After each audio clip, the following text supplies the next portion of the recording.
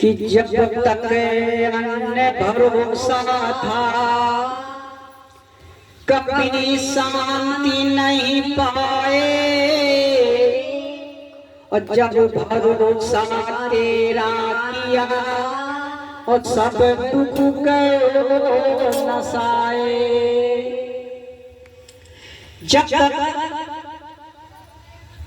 इस संसार का भरोसा किया, परिवार भरोसा किया, तब तक हमारा दुख हमसे दूर नहीं हुआ, समस्या हमारी हल नहीं हुई। कब तक? जब तक इस संसार में, परिवार में, बेटा बेटी में, पत्नी में, इस परिवार के संबंध में फंसे रहे और इन संसार के परिवार में लगे रहे, तब तक हमें कहीं शांति नहीं मिली, कहीं आनंद नहीं मिला, ना सुख मिला। सुख हमें कब मिला? जब हम गुरु के शरण गए तब हमें सुख मिला। जब गुरु का उपदेश किया, जब गुरु की वाणी का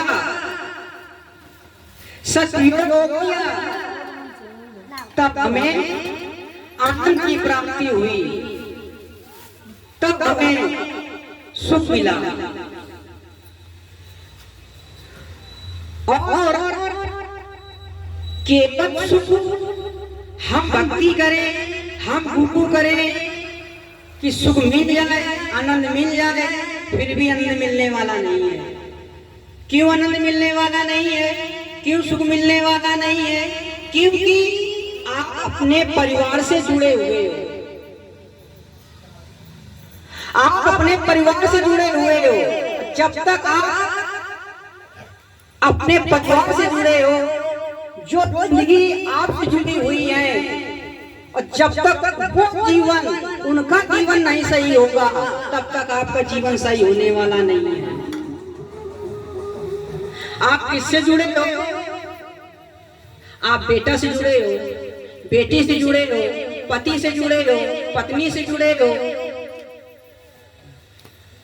जितने परिवार के सदस्य हैं जिनका जीवन आपसे जुड़ा हुआ है, जब तक उनका जीवन नहीं अच्छा होगा, उनको खुश नहीं मिलेगा, उनका जीवन नहीं अच्छा रहेगा, तब तक आपको शांति मिलने वाली नहीं है, तब तक आपको आनंद मिलने वाला नहीं है। आप तीरथ जाओ, मथुरा जाओ, कहीं भी जाओ, तब तक आपको सुख नसीब होने वाला नहीं है।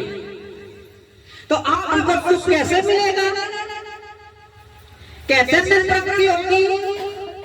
तो उसमें आपको अपने परिवार का सुधार करना होगा, अपने बालकों को सुधार करना होगा। और बालकों का, बालिकाओं का सुधार कैसे होगा? उसमें उसमें योगदान माँ बाप का होना चाहिए। जब तक माँ बाप का योगदान नहीं होगा, कर्तव्य नहीं होगा, तब तक परिवार के बच्चों का भविष्य बनने वाला नहीं है। क्योंकि आज का जो बालक है वो अगली पीढ़ी का स्वामी है, अगली पीढ़ी का वही मालिक है जो आज का बालक है। आज का बालक कल वो गृहस्थ में प्रवेश करेगा, वही संत बनेगा, वही गुरु बनेगा, वही साधु बनेगा, डॉक्टर बनेगा, वकील बनेगा, अध्यापक बनेगा, वैज्ञानिक बनेगा, राष्ट्रपुरुष बनेगा, और वही देश नायक बनेगा। जो आपका बालक है, जो आपके बच्चे बैठे हुए हैं, जो आपका भविष्य है, और जो वो कल अगली पीढ़ी को जन्म देने वाली और उसे समाज में सुधारने वाली क्या बनेगी? वो माँ बनेगी। हमारा भविष्य हमारा भविष्य क्या? हमारा भविष्य तो गया, हमारा भविष्य तो चला गया। अब हमारा भविष्य कहाँ है? हमारा भविष्य कहाँ छुपा हुआ है? हमारा भविष्य इन बच्चों में छिपा हुआ है, इन बालक बालिकाओं में छिपा हुआ है। हमारा भविष्य वहां छिपा हुआ है। जब इनका भविष्य अच्छा होगा तब हमारा भविष्य अच्छा होगा। हम लोग क्या करते हैं? अपने भविष्य को ध्यान देते हैं, पर इन बच्चों के भविष्य को ही ध्यान नहीं देते हैं। हमें सुख मिला, हमें आनंद मिला, इसकी खोज करते हैं, पर इन बच्चों का भविष्य की खोज नहीं करते हैं। इसलिए इन बालक बालिकाओं में जो आज का भविष्य है, ये आज के बच्चे हैं, इनमें चरित्रता, उदारता, वीरता, त्याग, शील, सद्गुणों का विकास होना बहुत जरूरी है। इन बच्चों के अंदर उदारता होनी चाहिए, त्याग होना चाहिए, वीरता होना चाहिए, प्रेम होना चाहिए, भक्ति होनी चाहिए, चरित्र होना चाहिए, संस्कार होने चाहिए इन बच्चों में। और ये सब सामने के लिए इसके जिम्मेदार कौन है? क्या बच्चे हैं? माँ बाप। इन बच्चों का चरित्र अच्छा कौन करेगा? माँ बाप। इन बच्चों का त्याग कौन लाएगा? इन बच्चों में शीलता कौन लाएगा? इन बच्चों को सत्संग कराना कौन सिखाएगा? माँ बाप सिखाएंगे। ये बच्चे क्या जाने अभी सत्संग क्या होता है, उदारता क्या होती है, चरित्र क्या होता है। इनको जिस तरह मोड़ दो तो उसी तरह मोड़ जाएंगे। ये सत्संग हमारा नहीं है, सत्संग इन बच्चों का है, सत्संग भविष्य का है, क्योंकि हमारा भविष्य इसी में छिपा हुआ है। और इन बच्चों में, बालक और बालिकाओं में अच्छाइयां और बुराइयां आती कहां से? इनमें कहां से उत्पन्न होती हैं अच्छाइयां बुराइयां? माता पिता से या माता पिता से या समाज से? कहां से अच्छाइयां उत्पन्न होती हैं? इस बात को हमें विचारना है, इस बात पे गौर करना है। हम अपन पर गौर नहीं करना है, इन बच्चों पे गौर करना है, इनके भविष्य में गौर करना है कि आखिर ये बुराइयां आती कहां से हैं।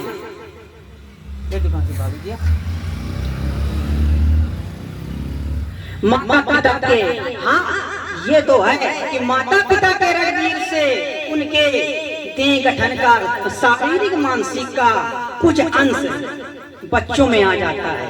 जैसे माँ बाप गोद हुए तो बच्चा गोद हुआ, या माँ गोद हुई पिता संभला हुआ तो बच्चा या माँ में जाएगा या पिता में जाएगा। माँ लंबी हुई या पिता छोटा हुआ, पिता लंबा हुआ, माँ छोटी हुई तो या पिता में जाए या माँ में जाए। बच्चा इन्हीं दो में, मानसिक और शारीरिक में जाएगा। कुछ अंश, सारे अंश नहीं कि माँ बाप पिता ऐसे हो तो बच्चा ही ऐसा हो ना। कुछ अंश होते हैं जो बच्चों में माता पिता के अंश आ जाते हैं,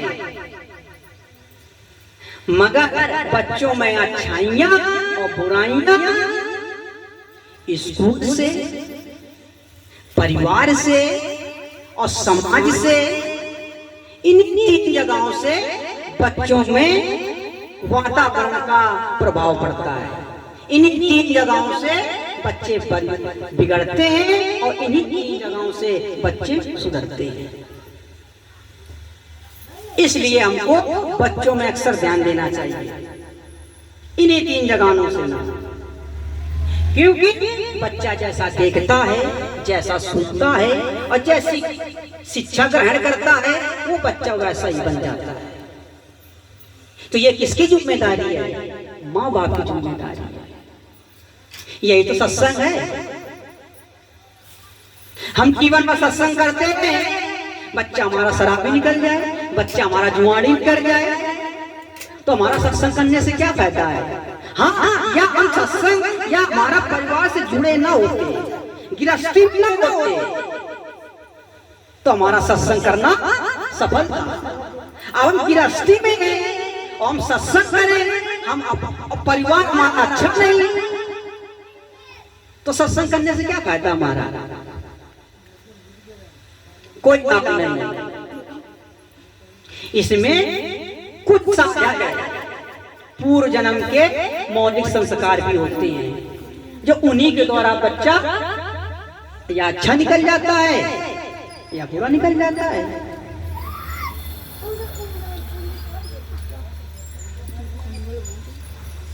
हमें यदि अगर आप लोग चाहते हो कि हमारे बच्चे अच्छा पढ़ें, अपने जीवन का सही ढंग से विकास करें, भौतिक में आध्यात्मिक में, ये दोनों क्षेत्र में सफल हो, अपना जीवन आनंद पूर्वक आए, तो सबसे पहले माता पिता को सुधरना होगा। सबसे पहले अगर आप के हमारे बच्चे अच्छा पढ़े लिखे, वकील, डॉक्टर, वैज्ञानिक, राजपुरुष बने, सत्संग बने, गुरु बने, संत बने, साधु बने, अच्छी दिशा में जाए, तो सबसे पहले किसको सुधरना होगा? माँ बाप को, माँ बाप को सुधरना होगा। इसलिए माँ बाप को सत्संग करना, और संस्कारी सत्संग होना चाहिए। जब तक संस्कारी सत्संग नहीं होगा, क्योंकि संस्कारी जब सत्संग होगा तब वो असर बच्चों पे पड़ेगा, और जब वो असर बच्चों पे पड़ेगा, जब वो बच्चों का भविष्य बनेगा, तब तुम्हारा भविष्य बनेगा। और जब बच्चों का भविष्य नहीं बना तो तुम्हारा कहां से बन जाएगा? इसलिए बच्चों का सत्संग होता है। ये बच्चों का सत्संग कीजिए, अपने का सत्संग न कीजिए। अपना जो सत्संग करना था कर चुके, जो आपका भविष्य बनना था बन चुका, अब तो भविष्य आपको उनमें छुपा हुआ है। जिस घर में, जिन परिवारों में, जिन घरों में हर समय चिल्लिपों, लड़ाई झगड़ा, गाली गलौज, राग द्वेष बना रहता है, जिन घरों में जहां अबच भोजन, गंदगी, अस्त व्यवस्था, अनुशासनहीनता, चरित्रहीनता, असत्य भाषण, हिंसा, उद्दंडक कांडो हमेशा रहता है जिन परिवारों में, जिन घरों में। और जहां पर ना भक्ति है, ना शीलता है, ना दया है, ना क्षमा है, ना विवेक है, ना संतोष है, जिन घरों में नहीं है, उस घरों में बच्चों को बताइए भविष्य कैसा होगा?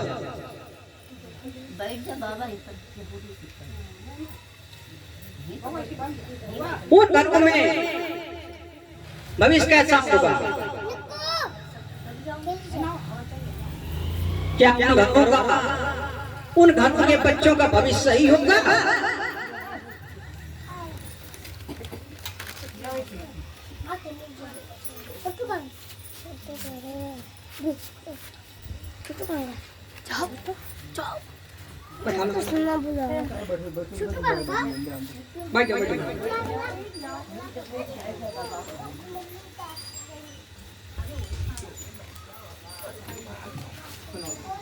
तो उन घर में हालत जहाँ पे हो, ना दया हो, ना भाव हो, तो बताइए उस घर में स्थिति कैसी होगी?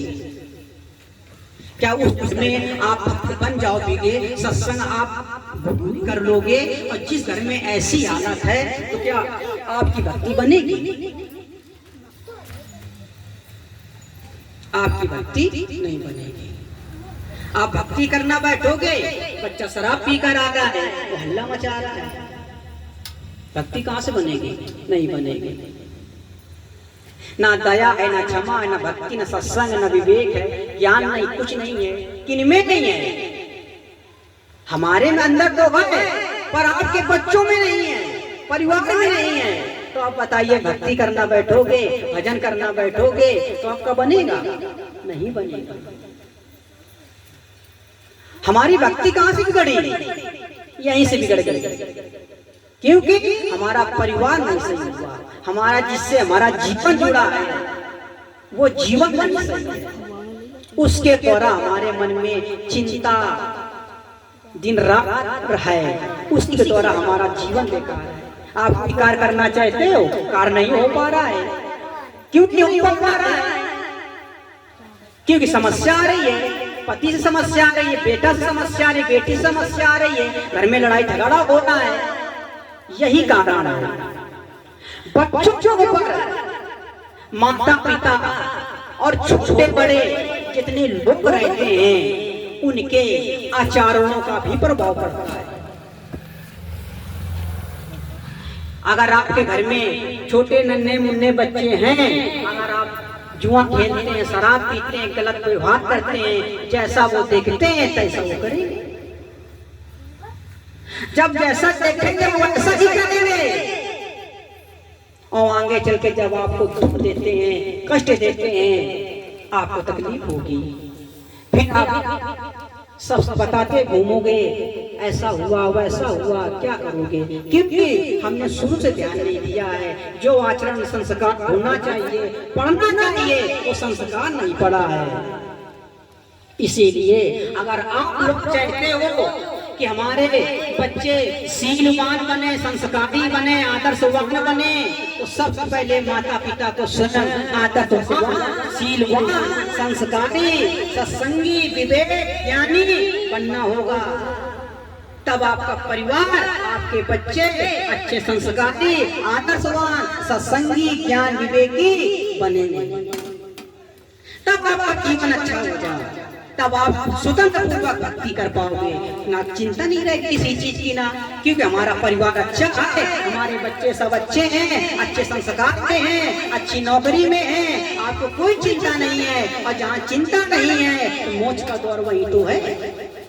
जहाँ शांति है वही तो आवागमन का काम खत्म है। जब तक शांति नहीं मिलेगी तब तक संसार माँ का आवागमन खत्म नहीं होने वाला है। तो हमारा सत्संग कहाँ छिपा हुआ है? परिवार में छिपा हुआ है, आपके बच्चों में छिपा हुआ है, बालक बालिकाओं में छिपा हुआ है, आपका संस्कार वहां छिपा हुआ है।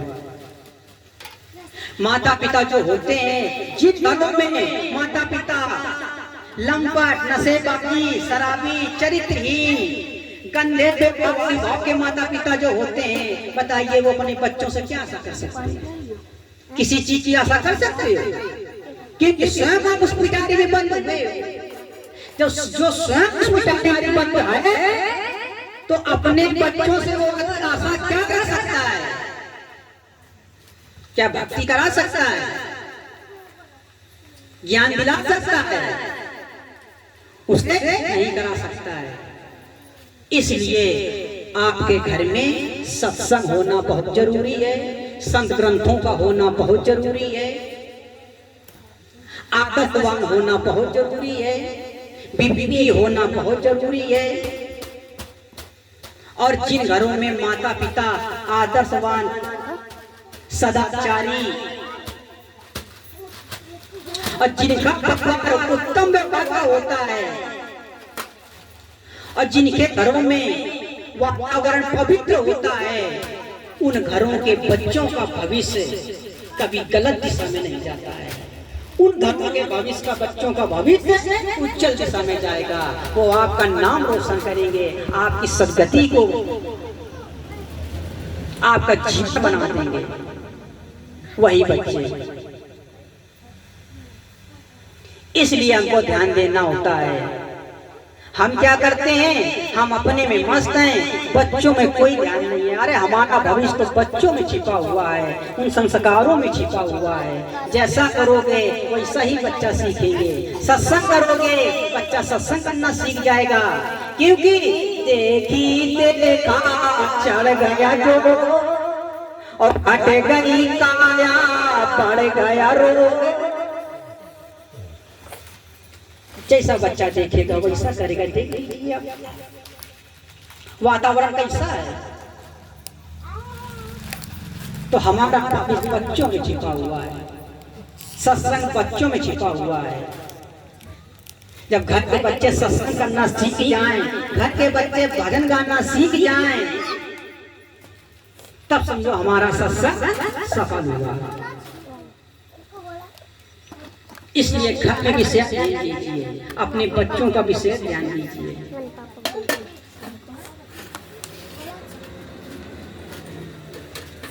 कि जो तुमको रहता हो तो छोड़ी जगत की आस, और मेरे जैसा बन जा तो सब सुख तेरे पास। गुरु जी ने क्या कहा कि अरे बच्चे, अगर तू हमें चाहता है तो आपको क्या करना होगा, हमारे जैसा बन जा। जब तक हमारे जैसा नहीं बनेगा तब तक सुख आने वाला नहीं है। आपको सुख कहां मिलेगा, आनंद कहां मिलेगा, जब गुरु के जैसा बनोगे वहां सुख मिलेगा। नहीं तो सुख मिलने वाला नहीं है। भजन करते रहो, सत्संग करते रहो, माला जपते रहो, जब तक गुरु जैसा नहीं बनोगे, मेरे जैसा बन जा तो सब सुख तेरे पास। इसलिए विशेष बच्चों पे ध्यान दीजिए। बच्चों का भविष्य हमने बताया 3 जगह बनता है और 3 जगह सुधरता है। पहला भविष्य तुम्हारा घर से बनता है और घर से बिगड़ता है। दूसरा भविष्य स्कूलों से बनता है।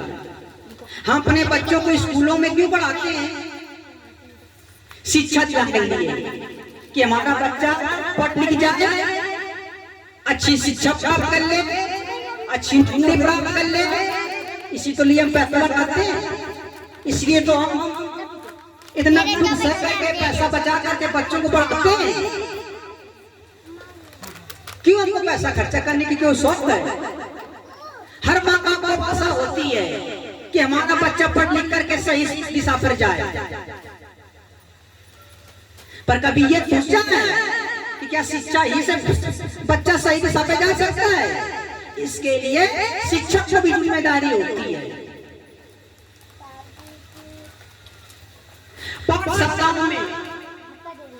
पाठशालाओं में शिक्षकों के आचरणों का बच्चों पे बहुत प्रभाव पड़ता है।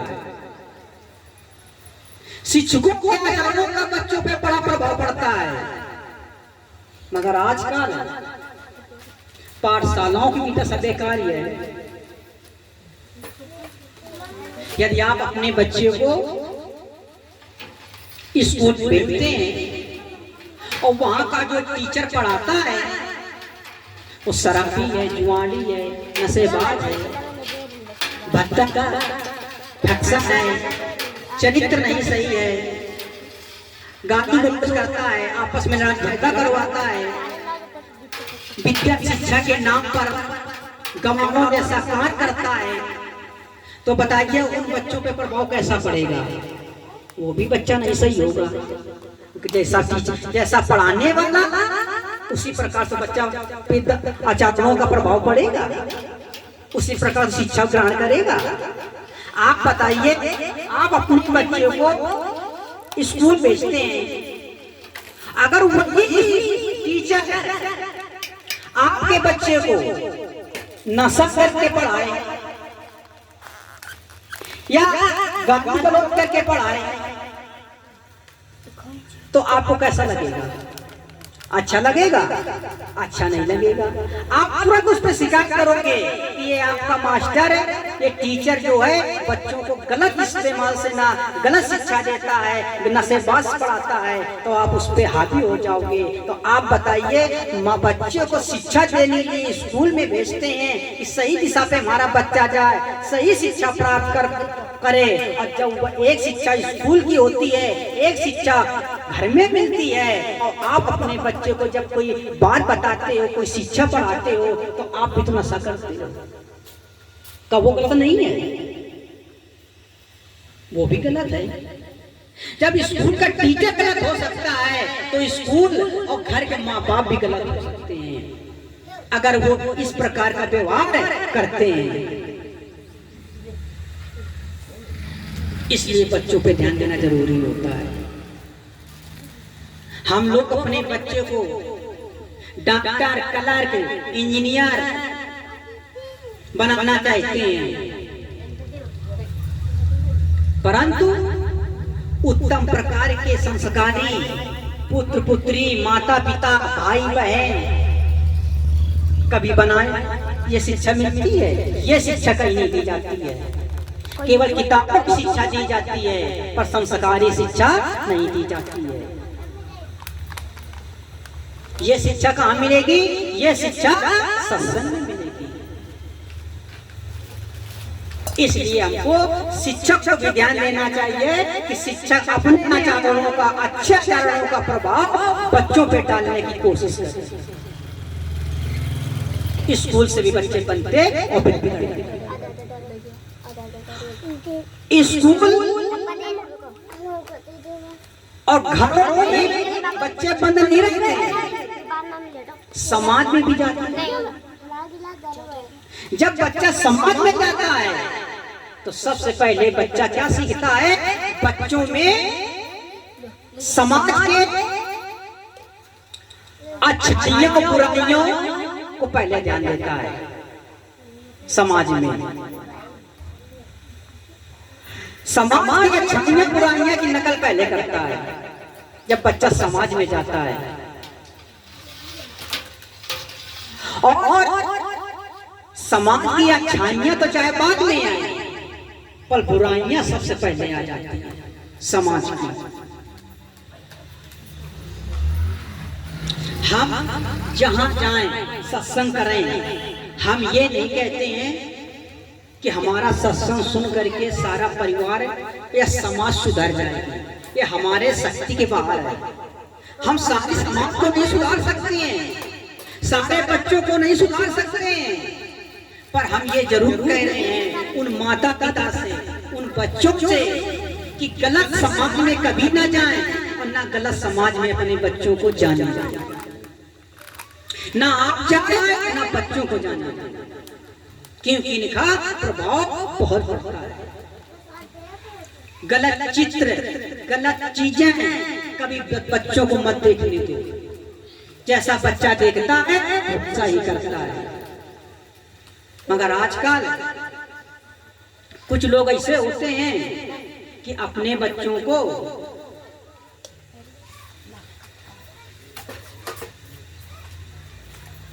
सत्संग में जाने से रोकते हैं। उनको ये डर रहता है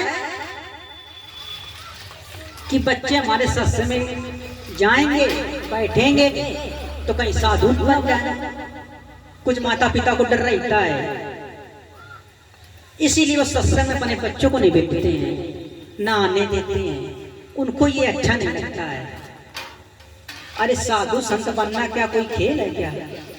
बताइए, साधु संत बनना कोई हंसी खेल थोड़ा है। जितने लड़के सत्संग में बैठते हैं तो क्या सब साधु संत बन जाते हैं क्या? कोई साधु संत नहीं बन पाता है। साधु संत बनने के लिए बहुत कुछ त्याग करना पड़ता है, खेल नहीं है। मनुष्य को धन चाहिए, विद्या, मनुष्य को धन, विद्या, पद, अधिकार तथा परिवार से भी अधिक आवश्यकता किसकी होती है? शुद्ध बुद्धि। आपको जरूरत किसकी है? बुद्धि की जरूरत है। जब शुद्ध बुद्धि होगी तभी तो सत्संग कर पाओगे, जब अच्छा ज्ञान होगा तभी तो अच्छा कार्य कर पाओगे। अब वो शुद्ध बुद्धि मिलेगी कहां से? सत्संग से मिलेगी। शुद्ध बुद्धि सत्संग से मिलेगी। केवल शिक्षा का ज्ञान, किताबों का ही ज्ञान तुम्हें मिल सकता है, टीचर दे सकता है, पर संस्कारी ज्ञान, आदर्शवान ज्ञान वो कहाँ मिलेगा? वो सत्संग में मिलेगा। वो स्कूलों में नहीं मिलेगा, वो सत्संग में मिलेगा। सत्संग में ही शुद्ध बुद्धि। इसलिए इसलिए माता पिता और परिवार के सदस्यों को सत्संग सुनना बहुत जरूरी होता है, संस्कारी बहुत जरूरी होता है। सबसे पहले संस्कारी बनो, आदर्शवान बनो, स्वयं आदर्शवान है। और अगर कोई बच्चा साधु बन जाता है और साधु बन करके आपकी सेवा करे, अच्छी दिशा में चले, ना शराबी ना नशायत कोई करे, तो बताइए वो आप कैसा होगा? अच्छा वो नहीं होगा। साधु होगा क्या है? साधु कोई संत महात्मा बन जाने से कोई साधु नहीं हो जाता है। साधु उसे कहते हैं जिसका जीवन सार्थक होता है, जिसका सादा जीवन उच्च विचार है, जिसका जीवन सादा हो जाए, उच्च विचार हो जाए, कोई नशा पत्ती ना हो, कोई याद ना हो, कोई अवगुण ना हो, उसे साधा कहते हैं। ये साधु बन जाना कोई घर छोटे साधु थोड़ा बनता है। अगर ऐसा आपका बच्चा साधु हो जाए तो क्या गलत है? ऐसा साधु बनने के लिए आपको सत्संग में आना पड़ेगा, ऐसा साधु बनने के लिए बच्चों को सत्संग में लाना पड़ेगा, ऐसा साधु बनने के लिए बच्चों को सत्संग सुनाना पड़ेगा। आप क्या आप नहीं चाहते कि ऐसा साधु बच्चे बने? कौन बताइए चाहता है कि ऐसा साधु ना बने? अगर आपका बच्चा कोई नशा न करे, अच्छी शिक्षा ग्रहण करे, अगर ऐसा साधु बन जाए, इसको इतवार है, नतीजा हुआ है। बताइए, किसी को इनकार है? किसी को इनकार नहीं है। अगर ऐसा साधु बनाना है तो ध्यान रखना, अपने बच्चों को आप सबसे पहले आप संस्कारी बनना पड़ेगा, आपको चरित्रवान बनना पड़ेगा, आपको सत्संगी बनना पड़ेगा, ज्ञान बनना पड़ेगा। तब आपके बच्चों पर अपने अपने आचरणों का प्रभाव आपको अपने बच्चों पे डालना होगा। तब वही बच्चा साधु बनेगा और साधु बन के आपके जीवन का कल्याण करेगा, आपको जीवन तारेगा, तब आपको कल्याण की तरफ ले जाएगा, आपको मोक्ष के धाम पहुंचा देगा, तब आपको मोक्ष मिलेगा। अन्यथा मोक्ष मिलने वाला नहीं है, क्योंकि जहां आशा वहीं वासा। एक लड़का पढ़ लिख गया और एक लड़का तुम्हारा बेकार गया, अवंत समय चिंता कि मेरा दूसरा बेटा क्या करेगा, तो जहां आशा गई तो वहां तो फंस जाओगे। इसलिए जरूरी होता सत्संग होना। कोई सत्संग अपने लिए थोड़ा कर रहे हैं, ये सत्संग हो पाए, ये बच्चे सेवा कर रहे हैं, ये बच्चे सत्संग सुन रहे हैं, इसका महत्व जानते हो क्या होता है? क्या ये असर नहीं पड़ता है? अगर बच्चों को शुरू से सेवा करना नहीं सिखाओगे, सत्संग करना नहीं सिखाओगे, बोलना नहीं सिखाओगे, बातचीत करना नहीं सिखाओगे, किससे कैसी बात करनी चाहिए, तो आगे चल के क्या सीखेंगे? तुम ही लोग सब सीख रहे हैं, पर ये किसी की चिंता नहीं है, ये किसी को चिंता नहीं है। अरे जागना है तो अपने बच्चों के लिए जागो, पर अपने बच्चों के लिए कोई जागना नहीं चाहता है। चरित्रहीन मोबाइल, टीवी, मोबाइल, अश्लील चित्रें आज बच्चों का जीवन पत्थर कर रहा है। कोई बच्चा अपने माँ बाप के हित में रहना नहीं चाहता, सारे बच्चे आजादी होना चाहते हैं, सारे बच्चे मनमानी करना चाहते हैं। कोई बच्चा ये नहीं चाहता कि माँ बाप की बात माने, माँ बाप की कसौटी में रहे, सब मनमानी करना चाहते हैं। ये एक बात याद रखना, यदि पुत्र माता पिता की सेवा नहीं करता और उनकी आज्ञा का पालन नहीं करता है, तो वो अपने लिए अपने बच्चों को वही पाठ पढ़ाता है जो आज हम कर रहे हैं, वही पाठ पढ़ाता है। इसलिए जब अपने बच्चों को इस तरह के संस्कार दोगे, तब आपका बच्चा कर्तव्य बनेगा। और पुत्र का कर्तव्य क्या है? पुत्र को माता पिता ने जन्म दिया है, बताइए कितना कष्ट उठाते हैं। उसकी सेवा की, खिलाया पिलाया पढ़ाया लिखाया, हर प्रकार से योग्य बनाया। इस प्रकार माता पिता को पर्याप्त ग्रहण है। माता पिता का कर्ज पुत्र पे इतना है कि अगर पुत्र चाहता है कि अपनी चमड़ी का भी उतार के माता पिता को जूता पहना दे, तब भी उसका कर्ज अदा नहीं कर सकता है। अरे जिस प्रकार से माता पिता सेवा करते हैं उतना ही करेंगे तो, पर उतना ही भी नहीं कर पाते हैं। पुत्र पर पिता से भी अधिक माता का उपकार होता है। माता पुत्र को 8 महीने 9 पेट में रखती है, बड़ा कष्ट उठाती है और पुत्र का लालन पालन करती है। रात में जब बच्चा बिस्तर पर पेशाब कर देता है तब माता उसे गीले में स्वयं सो देती है और परंतु बच्चों को सूखी जगह में सुलाती है।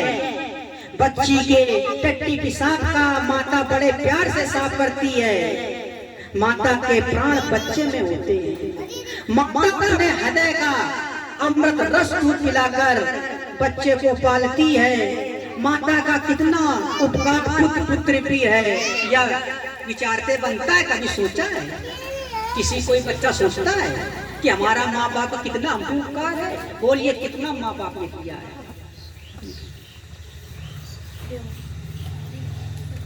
कितना किया है? कभी कोई बात ये बच्चा इतना सोचता है? दुख है कि बहुत से बच्चे जवान हो जाते हैं पर माता पिता का ध्यान नहीं रखते। ये आज की स्थिति है, ये हमारे भविष्य की स्थिति है। जो हमारा भविष्य आज इस स्थिति में आ गया है, वो उस भविष्य से, जिस भविष्य हमको पसंद थी, वो हमारी आशा खत्म हो गई है। जब जाने पर विशेष मदमता में बच्चे माता पिता को भूल जाते हैं। जब जवान बच्चे हो जाते हैं तो विषयों में फंस करके माता पिता को, माँ बाप बच्चों को भूल जाते हैं कि माँ बाप हमको कितना कष्ट उठाए हैं, कितना दुख उठाता है। वो नशे के चक्कर में माँ बाप की सेवा, माँ बाप का उदारता, माँ बाप का कष्ट सब भूल जाते हैं।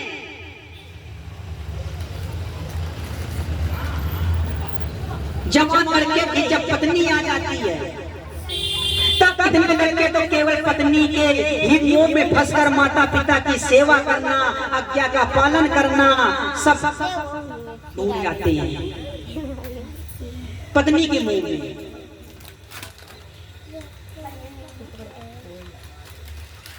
कि आगे कि तुम ही मेरे माता पिता, जब माता पिता बच्चे भूल गए, जब भूल जाते हैं तब माता पिता तब उस गुरु की याद करते हैं, उस सदगुरु की याद करते हैं। तब कहते हैं कि तुम ही मेरे माता पिता हो और भैया पार लगा देना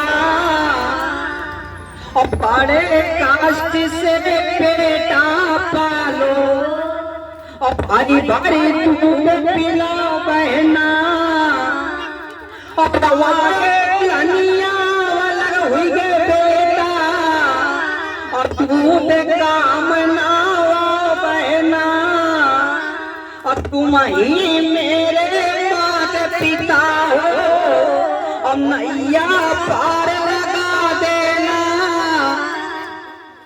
ये कब पता? जब बच्चे का भविष्य बेकार हुआ, जब बच्चा आपका कहना नहीं माना, जब बहू आपकी कहना नहीं माना, तब दुख किया। अन्यथा अभी गुरु की याद ना आती। जब बच्चे ने ठोकर मारा तब गुरु की याद आई कि शायद आप गुरु के चरणों में चले, गुरु उद्धार कर देंगे।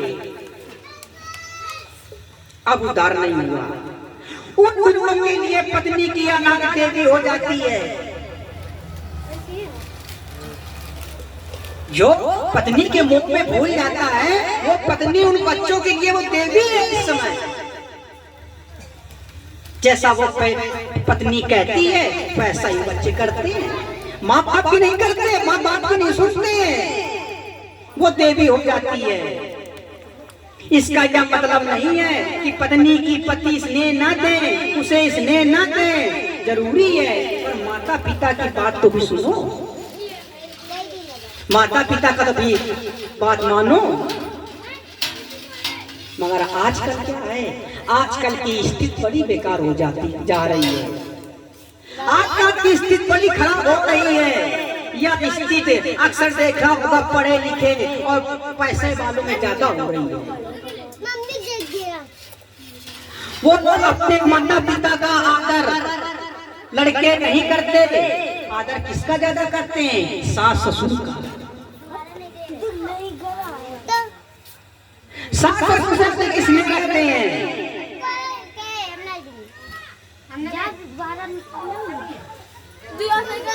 मगर अपने माता पिता से ध्यान नहीं रखते हैं, इसलिए बच्चों पे ध्यान नहीं देते।